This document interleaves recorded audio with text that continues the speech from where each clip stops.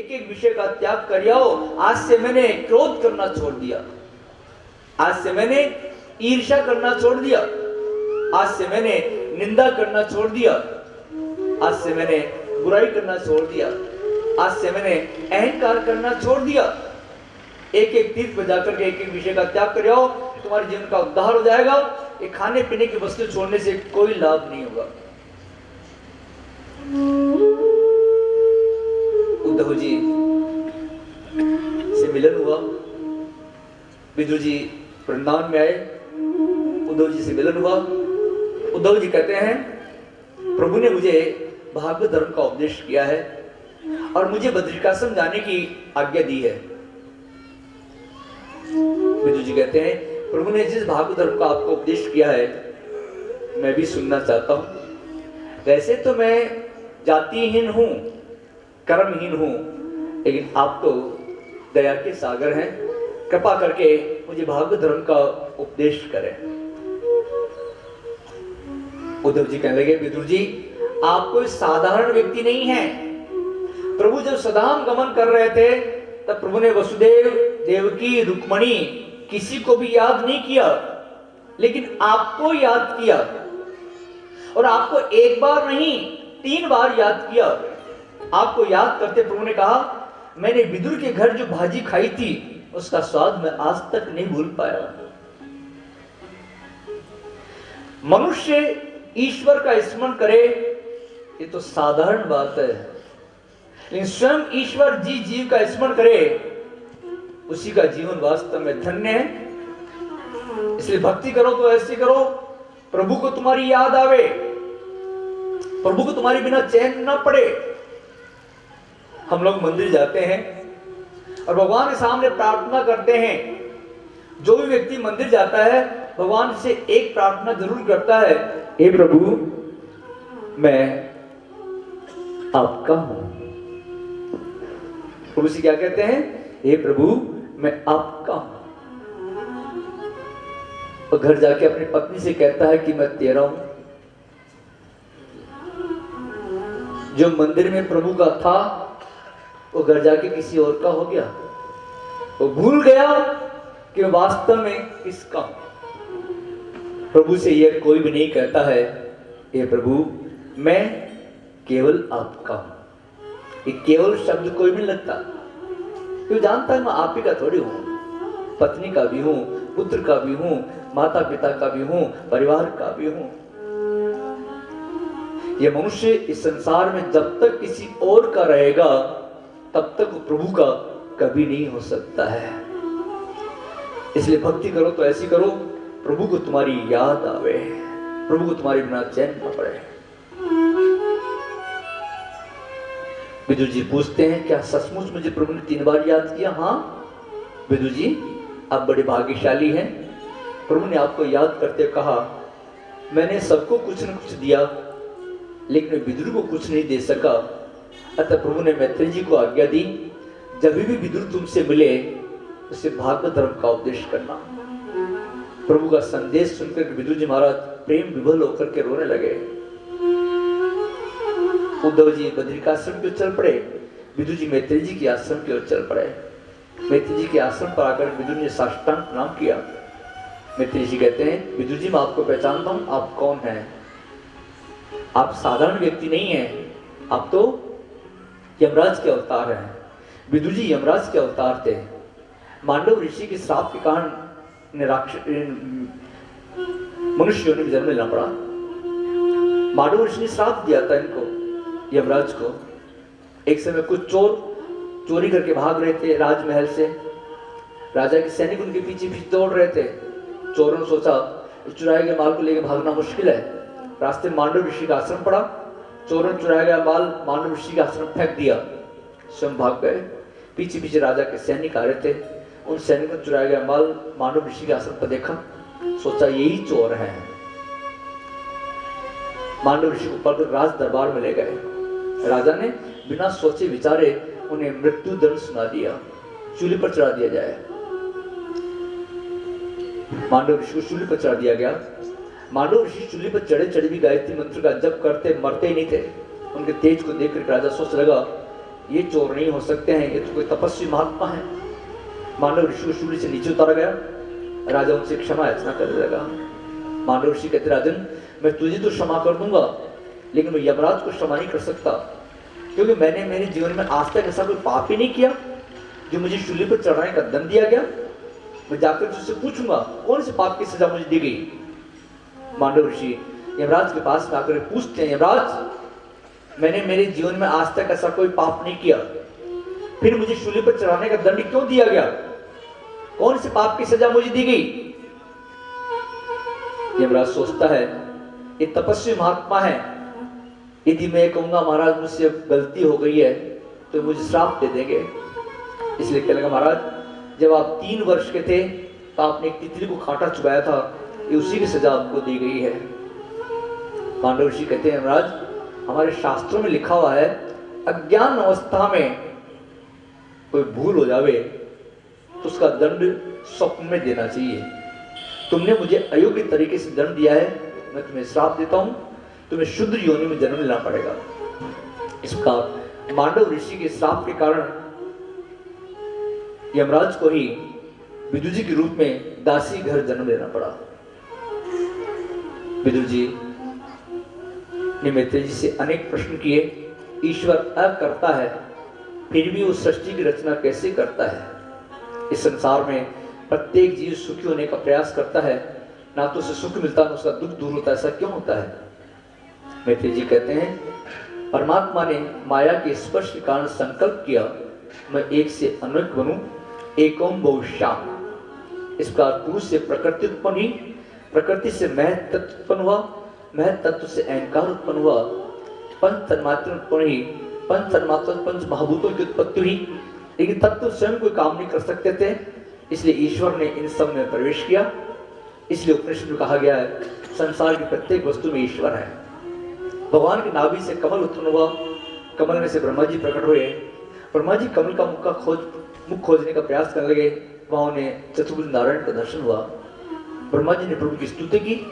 प्रभु के आदेशानुसार ब्रह्मा जी ने कठोर तपस्या करके सृष्टि का निर्माण किया, काम को जन्म दिया। काम ने प्रथम अपने पिता को ही मोहित किया। प्रथम में सामु मनु और शत्रुपा रानी। उस समय पृथ्वी रसातल में डूबी हुई थी। ब्रह्मा जी सोचते हैं, प्रजा का निर्माण करके उसे बसाऊंगा कहाँ, आधार तो चाहिए। तो ब्रह्मा जी की नासिका से 12 भगवान प्रकट हुए। 12 भगवान समुद्र से पृथ्वी को बाहर निकाल कर ला रहे थे। हिरण्याक्ष ने युद्ध के लिए ललकारा। 12 भगवान ने हिरण्याक्ष का एक मुष्टिका प्रहार करके वध किया और समुद्र से पृथ्वी को बाहर निकाल करके मनु महाराज को सौंपी। कहा, अब तुम इस पर धर्म का पालन करना। इस कारण ने 12 भगवान कथा का श्रवण किया और आज की कथा का जो प्रसंग है वो 12 भगवान कथा तक का आज का प्रसंग है। आज की कथा को यहीं विश्राम देते हैं, हम अपनी वाणी को विराम देते हैं। कल पुनः 11 बजे कथा श्रवण करने के लिए यहाँ उपस्थित होंगे। आज थोड़ी विलंब से कथा प्रारंभ हुई थी, इसलिए आधा घंटा हमने आपका ज़्यादा लिया, इसलिए क्षमा चाहेंगे। कल से ठीक 5 बजे कथा का विराम हो जाएगा, लेकिन आप भी समय पर पधारिए। समय पर कथा प्रारंभ होगी, समय पर विश्राम होगा। आइए 2 क्षण के लिए प्रभु के नाम का आश्रय, उसके बाद आरती वादा व्यवस्था के साथ प्रसाद लेकर पधारेंगे। और एक छोटा सा निवेदन आपके चरणों में और करना चाहेंगे, वो यह है, आज आपने कथा में सुना है और हमारे शास्त्रों में लिखा हुआ है कि सत्कर्म करने के लिए, पुण्य कर्म करने के लिए जो दूसरों को प्रेरणा देता है, उस प्रेरणा देने वालों को भी उस सत्कर्म का, पुण्य कर्म का फल प्राप्त होता है। आप लोग कथा सुनने के लिए यहाँ आते हो, आप पुण्य कमाते हो। अब ज्यादा पुण्य कमाना चाहते हो तो हमने आपको उसका सूत्र बता दिया। एक एक व्यक्ति 10-10, 20-20 को कथा सुनने के लिए प्रेरित करें और उनको कथा सुनने के लिए यहाँ लेकर के आवे। जिन लोगों को आप कथा सुनने के लिए यहाँ लेकर के आएंगे, उनको कथा सुनने का जो पुण्य लाभ होगा उसका एक हिस्सा कमीशन के रूप में आपको मिलेगा।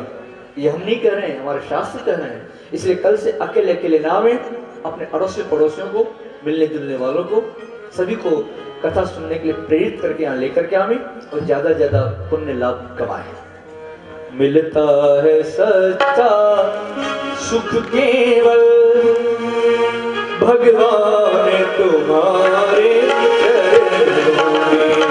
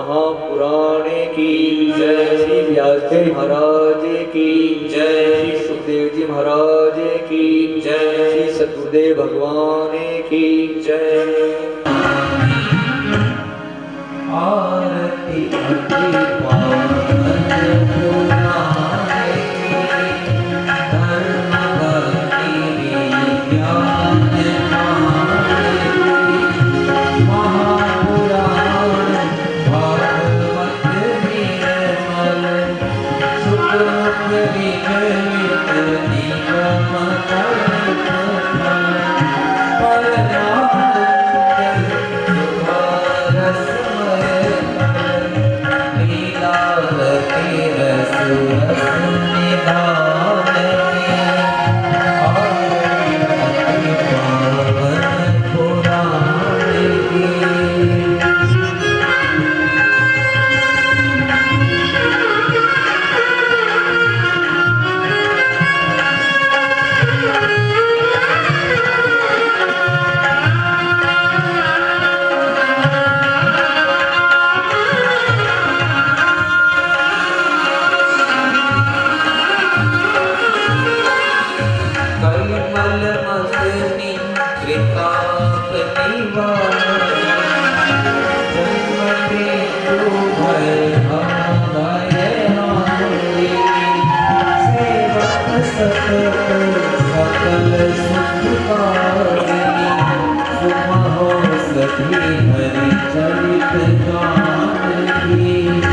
आरती अति पावन पुराण की।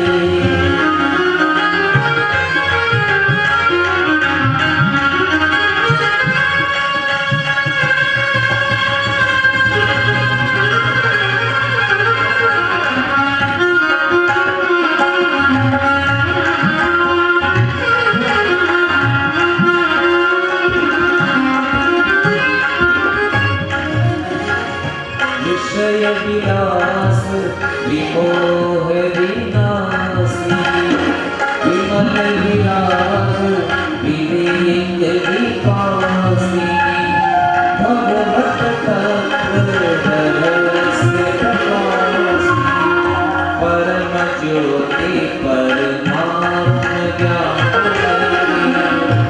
आरती अति पावन पुराण की।